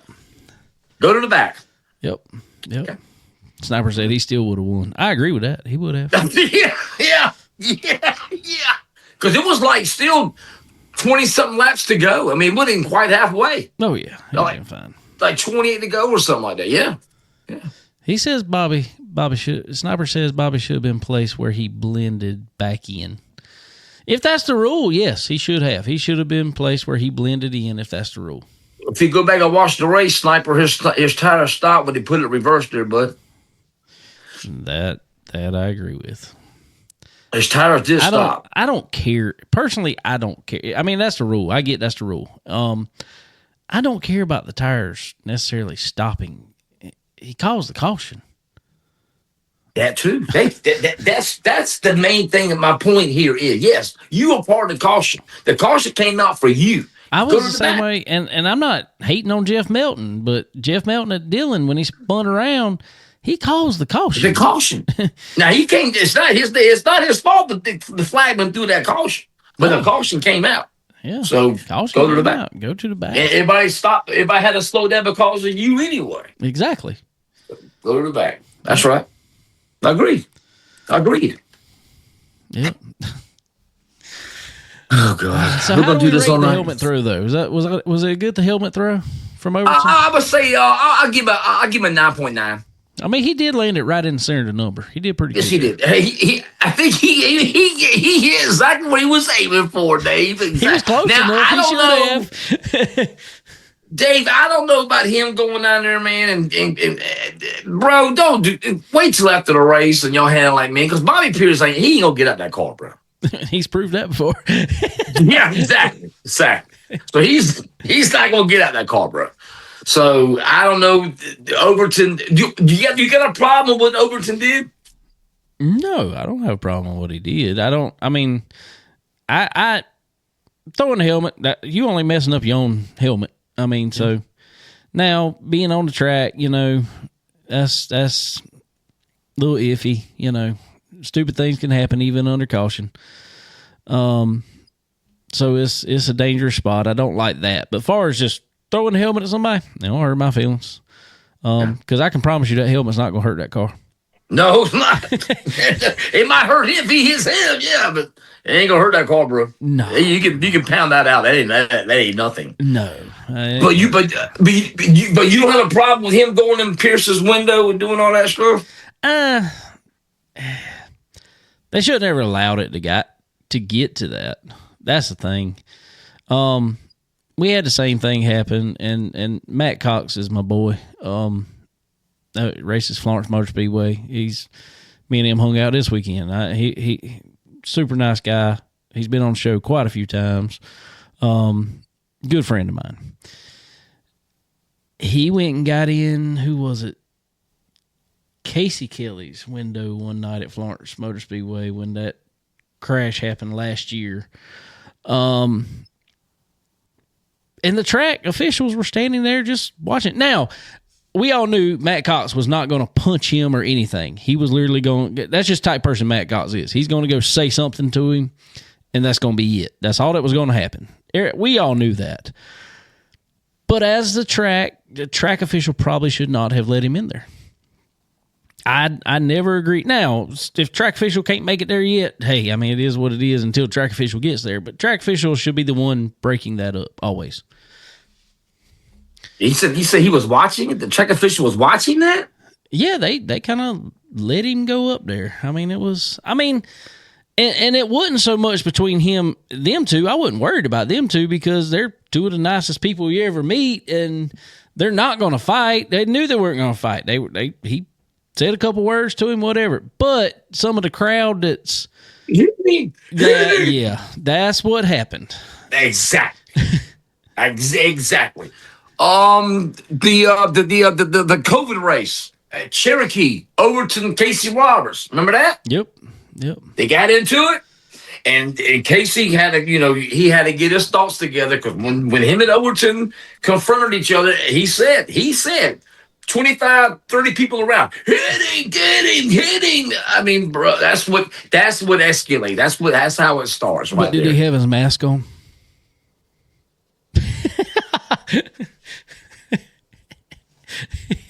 No, we were 6 feet apart, Dave. They were 6 feet apart. We were isolated. Sniper said Overton and Madden. Yeah, Madden is funny. Madden is like always the coolest guy. Just, he's so even keel, whatever. Then all of a sudden when he gets mad, he is like a bull in the china shop.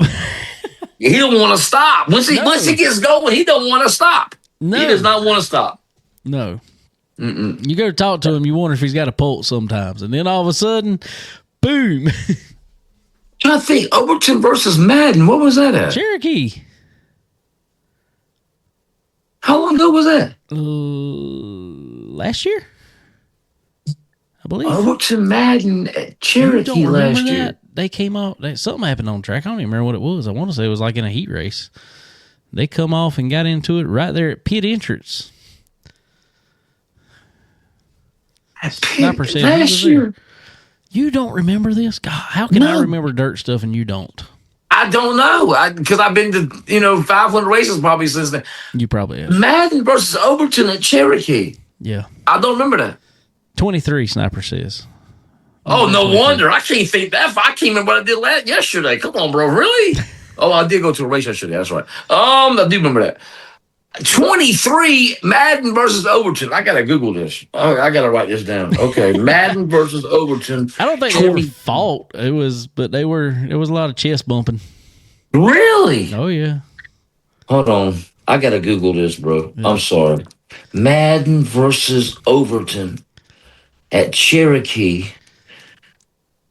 23. All right. Okay. Wow. I don't remember that. So, moving on though from Sonoya, how about our boy Fergie Time, Chris Ferguson, getting it done at Cherokee in the inaugural Freddie Smith Memorial. Dave, great atmosphere, man. The vibe yesterday was electric. It was awesome. I gotta ask something real quick before we get there. Was the urn still in the stands? I forgot to ask Jack about that urn, man. Doggone it. I forgot all about it. Oh, man. I don't know if you saw this, JR. Somebody the week before at Cherokee left somebody's ashes in an urn in the stands. No, I didn't hear about that. It was not there. All right, they did track prep. They're working the track during the week, so it was not there Monday and Tuesday. JR, Wednesday, this urn just happened up here, right on the grandstands. Nobody knows anything about this urn, where it came from, who dropped it off. So Cherokee put a thing out and said, if you're the owner of an urn, please come get it.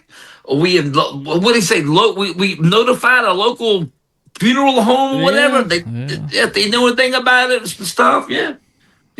Smell that this urn just magically appeared. They're gonna have to start putting RFID codes on ashes, so like a dog, the microchip that they put in a dog. Little chip, yeah. Scan it. Oh, that's John Smith. Oh wow, okay, he died in 20. Wow, can you imagine that, bro? Dude, it'd be bad. It'd be bad. I wish I remember. I could have asked Bumper Chat that, bro, because he called the local races yesterday up there. Yeah. I should ask him. Sniper says he thinks that needs to be a bigger promotion for that race.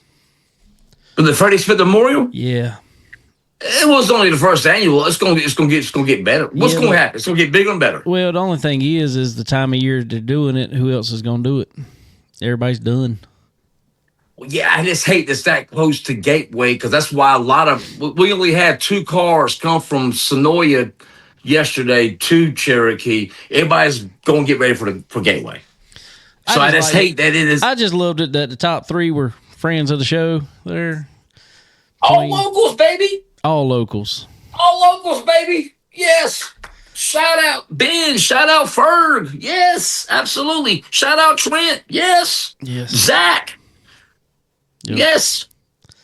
I liked it, but I agree. I hope it will be a bigger promotion. My only thing is, like I said, though, is that time of year it is you're not going to get. But I don't know.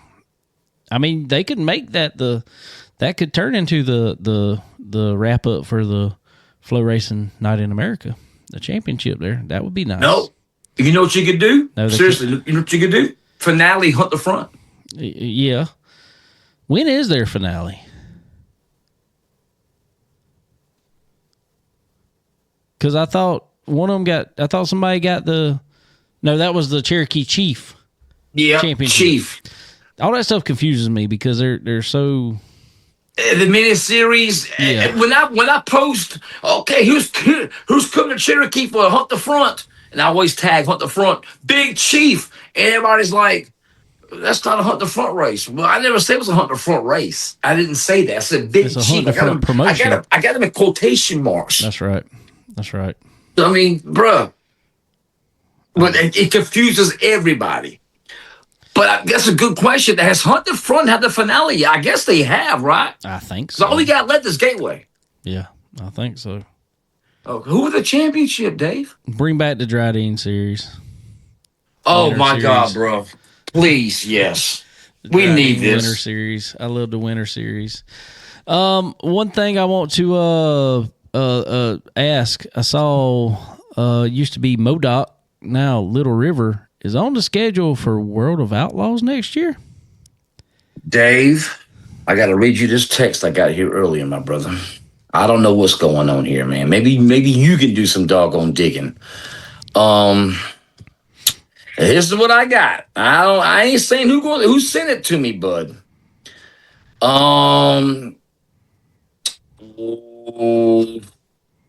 Okay. All right, who sent me? I mean, Dave, my stuff been blowing up all day long, bro. Oh, here we go, right here. All right. So I'm hearing the World of Outlaw date at the old MoDOT Speedway is just that. A possible date, not for sure deal yet. Ronnie Powell, sponsor of the 76, owns the track and is not wanting to pay the show money. He doesn't feel in his obligation. I guess we'll see. I don't know, Dave. That's what I got today. I do not know, bro. I do not. What do you think? Maybe you could do some doggone digging. Oh, I lost you. Where'd you go? It says you're here. Like you cut your camera I off. don't see you.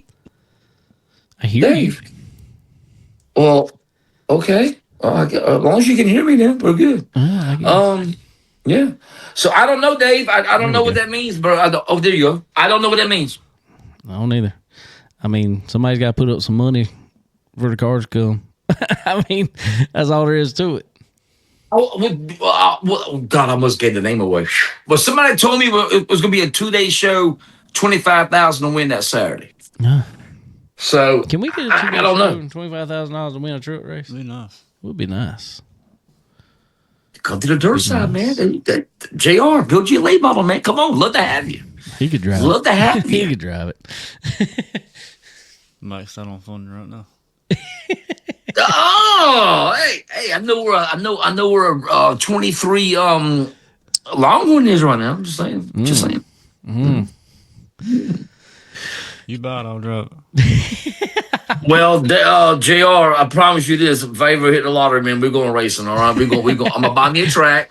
I'm gonna put Florence to dirt. Nah, I'm just kidding. Oh, I wouldn't do that to y'all. Again. No, not doing that to y'all. No. But we're going racing there somewhere. We're gonna do something. I hear you there. What's going on with Fayetteville, Dave? What have you heard lately? I don't know. Last I heard was basically what you heard was it was sold, then all of a sudden it wasn't sold, then the promoter's lease is just running out. I've heard there's other people looking into it. Last I saw posted, basically as of now, it was still a racetrack. Nothing announced at all for next year, but it was still a racetrack as of now. Sniper got a bunch of eyes up here. Oh, God, here we go. He changes every day, man. No word. Sniper, okay, every day. Fayetteville sold. Oh, we're going to race again. Oh, Fayetteville is going to be gone. Oh, we're racing again. Bro. Okay. To bring this up twice in one episode, though, how about the Rock Dragway got a NHRA date for 2026? No freaking way. Yes.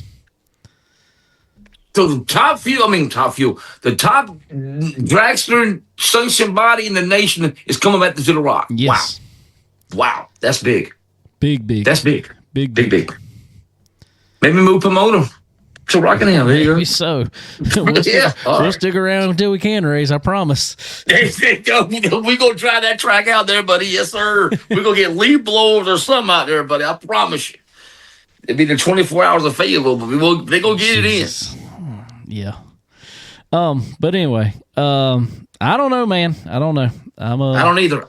Dave, when people are trying to form a coup against you, when you just throw your hands up and say, you know what, man, I've done everything I can for this place, and this is where y'all gonna be, just walk away. But he's not doing that. He's not doing that. I guess. I don't know. I'm gonna tell you, and I've noticed this, and I ain't gonna say now there are some on the asphalt side, but it's more the dirt side. There are some strange cats sometimes that get into promoting business. Shady. A lot of them are nice, but there are some shady ones for sure. And there's a lot of backdoor stuff that goes on. Like I said, I've been fortunate enough, I guess, and I mean, I try to, we had Steve Zacharias on here earlier, and I've tried, everything I can because Florence Motor Speedway is literally in my backyard almost. So I want that track to succeed, and I've seen the stuff that they do over there, and I'm gonna tell you, if there's one that's up front about everything, it's Florence Motor Speedway. I will give you that. Whatever he told you happened, that's what happened. I gotta admit, that was a great interview with Steve you just had a little while ago. That was awesome. That was awesome. But I wish he was my promoter. That's what I'm saying. But there's some that I've been involved with on the dirt side. It's like hush, hush, secret. money's moving from this hand to this hand, and all of a sudden drivers ain't getting paid. It's like, Yep. And I don't know. I don't either, bro. But anyway, so what else we got going on, man? This Saturday night at Lakeview, I-95 Series versus Blue Ridge. I-95 versus $5,000. Well, we'll be at Florence Motor Speedway for the 400 right down the road. Not doing anything. Not doing anything. You're not. I don't doing think anything? so. You chilling? I don't. Yeah, I might go to the Turkey 100 Swainsboro. There you go. I tell you what. If I go to Florence Saturday, you go to Swainsboro with me that weekend or that Saturday? What Saturday? When is it? Thanksgiving weekend. Thanksgiving weekend. I can't. I would, but I can't. Sorry. It's all good. How you going? Look. What? There's something else going on that weekend. There is? Yeah. Thanksgiving weekend? Yeah. I think JR knows what I'm talking about. What's going on that weekend? There's a football game that weekend, or either a my bro! maybe they'll just get together. Look at here, bro. Dave, have a good night, man. I'll holler at you. Maybe they'll just get together and cook a hog or something, because that's about what it's going to be good for. Yeah, I don't know how good that's going to be. You know, we went almost an hour, man. You had to bring that up, bro. It was pitiful. JR, what was your thoughts Saturday, man? It was beautiful. I'm glad you were at the racetrack. I'm glad I was at the racetrack. Brother kept looking at it. He said it was looking good at halftime. I said, don't get your hopes up. I told my dad the same thing. Told him the same thing. I said, he said, that's a lot to come back. I said, it is, but they can do it. Yeah. And then my thing was, I was like, we did all that the first half, and we literally could not score a point in the second half. Did absolutely nothing. Nothing. Didn't even try, I don't think. What's your thoughts on this going around? So, I mean, I ain't saying nothing. I mean, I don't know. I don't know, bro. Who we going to get? Okay, if you going to do that, who we going to get, bro? Who's out there? No, I'm saying Lenore Sellers. I'm hearing word on the street is going to Miami after this year. We're done. I can't blame him, though. Oh, no. No. Can't blame him. I cannot blame him at all. What I hear, $10 million, and on top of that, you go into a team that Mike can put a team around you and up your NFL stock a good bit. It made $20 million next year. Yeah, I can't. And everybody's like, "Well, you think he's going to leave his brother?" I said, "You think his brother's not in the deal too?" The whole family gonna get paid, dog.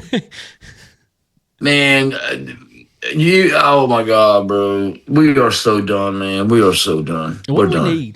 What we need, JR? I don't know. We need an overhaul. You think I've been, trust me, and I think Shane Beamer's a good coach. I do too. I think that's the thing about it. But do you think it's time to start looking?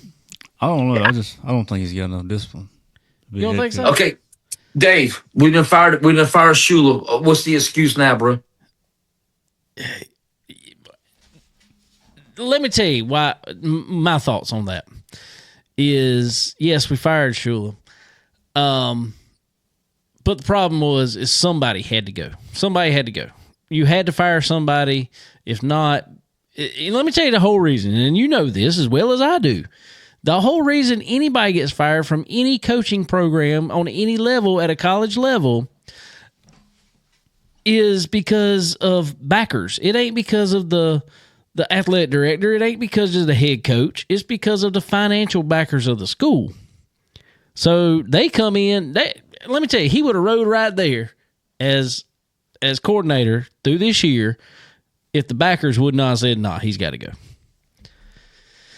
But my thing is, and I'm not saying by no means he was a good offensive coordinator. Last year he was okay. But my whole thing is you can't make offensive linemen that just don't have the talent do things that they don't have the talent to do. You can't do it. I mean, that's like driving a slow car fast. Can't do it. And these boys may end up being good, but this year they're not. And if your quarterback ain't got time to do nothing, you can hang it up. In the first half, he had a little bit of time. Well, on top of that, defense was scoring too. So, second half. Is that the first time a defense showed up this year? Well, for a half. Yeah. Oh, God. Okay. It's just sickening, bro. It's just sickening. It's just sickening. It's just sickening. Being a Gamecock fan for one season will take 10 years off your life, and I mean that from the bottom of my heart. JR said he's a Gamecock and a Mets fan. Oof. Oh, wow. God. Oh, well, at least I got a ring. It was 86 and whatever it was, but at least I got a ring. We can't even get to freaking Atlanta. Oh, my God, bro. Oh, my God, bro. And here I am. I had us 10-2 this year. Oh, wow. Everybody did. I think a lot of people did. That's the problem.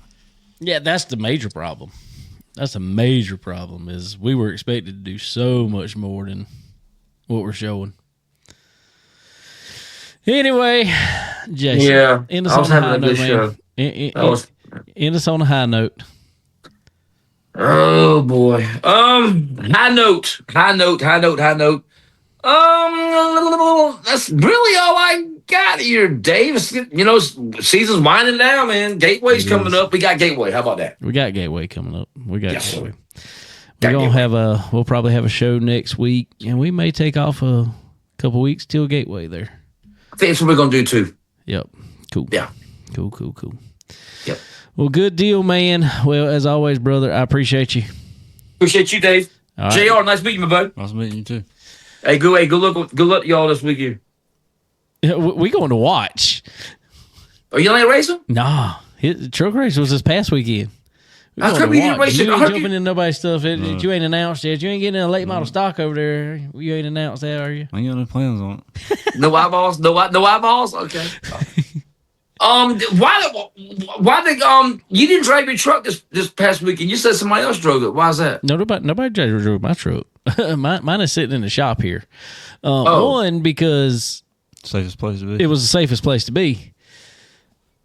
That was a wild race. Two, because we drove it the other week and just it was really to go race it, figure out what we needed to do to it, which direction we really needed to work on, and I'll tell you, JR knows how this goes. We got out there for the first race, and we used our brakes off of our car, single piston brakes. And when I drove in the corner beside JR, and all of a sudden he drives like 3 truck lengths deeper than I can, I'm like, oh, God, I need brakes. Wow. I've been through that this year. Yeah, that's what I'm saying. So I actually got calipers in Saturday, so we got to get everything put on there. Okay. And then we'll be back for the bash. Okay. Well, good luck with that, bro. Yep. Well, good deal, brother. We appreciate you, man. Yes, sir. Y'all have a good one, man. Take it easy. Yes, sir. You running the bash? That's the plan. They gonna have trucks at the bash? Yeah. That's what I heard. That's what Chad said anyway. I hadn't heard that. That's what Chad told me. We'll see. I mean, I ain't seen the schedule for it yet. But if they run them, we'll run them. If not, then we won't. Yeah, We'll be at the Icebreaker maybe. Yeah, we'll be at Icebreaker, I think, for sure. So getting back to some truck talk here, talking about that. What is what's your plans looking like for 2026? Obviously, 2025 has winded down, and you got in it. When did you get into it? Was it first of the year, or was it about middle of the year? First race was at Spring Fling at Florence. Was that when it was? Yeah. And was that the one you had to push the whole back of the truck down? No, that was a couple races later. We won the first one with it. Yeah, I remember that. Had problems ever since. What all happened with it there? a long time we thought something was wrong with the motor. Then when it ended up being a carburetor issue, we went through different carburetors. It ended up just being too rich. Ah. But 3 carburetors done the same thing. So Wow. That's crazy. then we had a fuel line issue too, and then had a brake problem. That truck you got, where did it come from? PRW. That's PRW Yeah. truck. Yeah, they was running in house. Charlie Watson was running it. Okay. Yeah.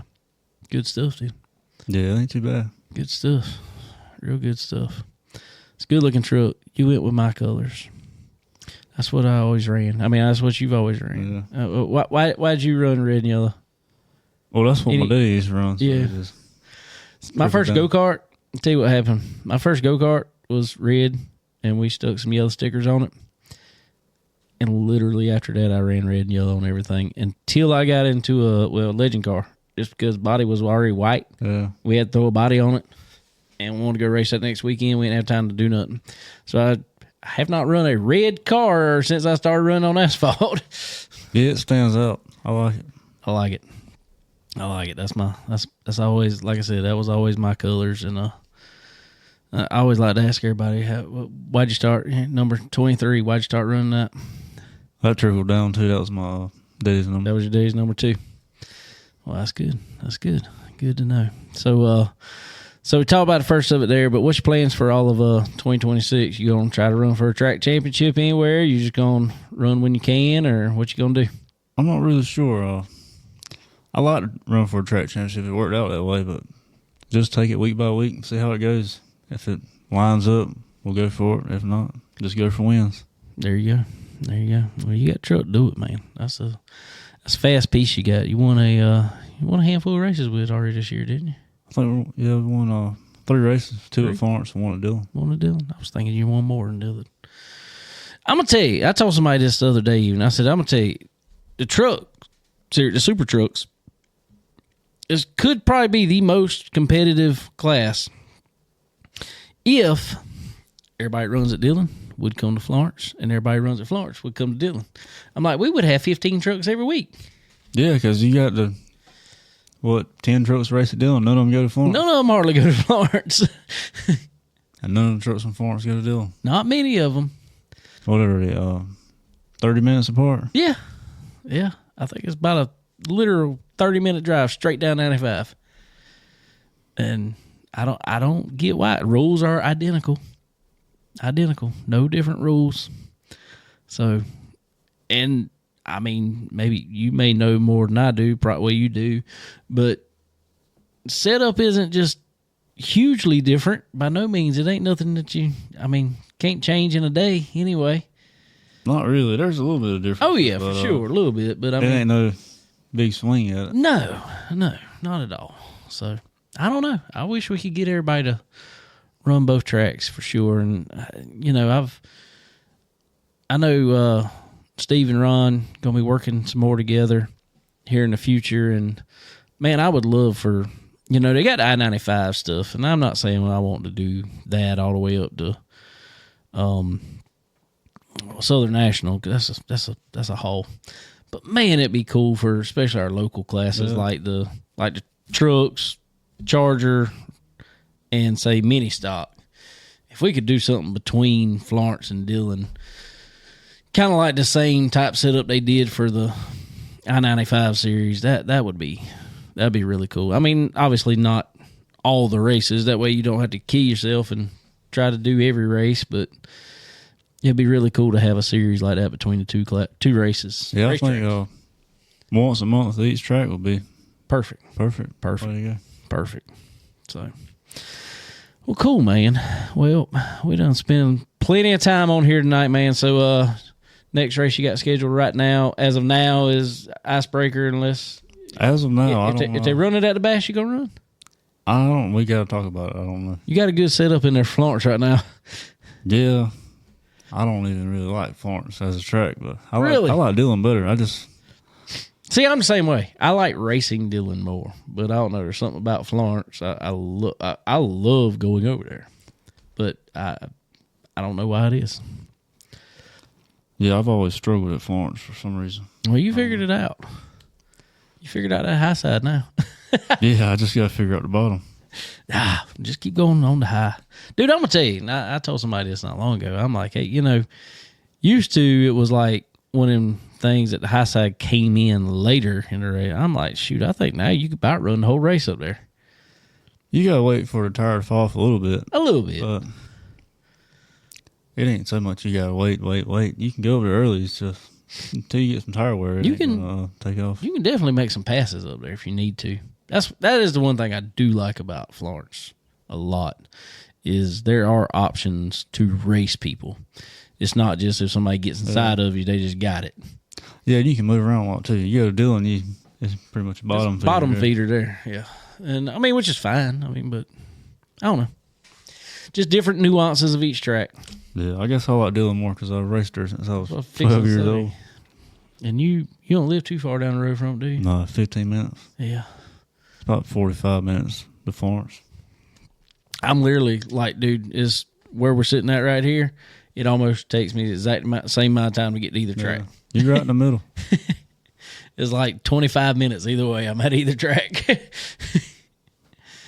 Oh, but anyway. Well, cool, man. Well, dude, I sure appreciate you coming over here tonight and hanging out. And we'll have to do it again, especially when Connor's over here and stuff like that. And, congratulations again, man. That was a good run and a crazy race. And maybe I can get up there and run with you some this year. I hope. Yeah, hopefully we'll make it happen. I appreciate you having me on. Not a problem, man. Who all you need to thank, man? I know you got a bunch of sponsors that you need to talk and crew and help and everything else. Yeah, most of all, I got to thank Moore's Auto Sales and Dillon Body Shop and my daddy. He puts in a lot of time and effort into it. Me and him, most of the time we work on it 7 days a week, and my brother helps out some, cousin Alan. But yeah, mostly it's just my daddy puts a lot of time into it. So I got to thank him most of all. Good deal, man. Good deal. Well, man, we appreciate you, like I said, and love to have you back sometime. It's a lot of fun. Yeah, man, anytime. Appreciate you having me. Good deal, man. Well, everybody, appreciate all y'all hanging out with us tonight. We went a lot longer than I thought we would tonight. We had a lot to talk about, I guess. Had a lot of racing going on. Got some more stuff coming up this weekend. Come on out to Florence Motor Speedway this Saturday night, South Carolina 400. That's going to be another good race. I feel like the weather's going to be perfect to put on some good racing out there. So y'all come on out. Like I said, also I think Dirt Guys Lakeview is running there. So good race going to be over that way too. So, but anyway, guys, appreciate all y'all hanging out with us tonight. And we will catch y'all next time. Have a good one.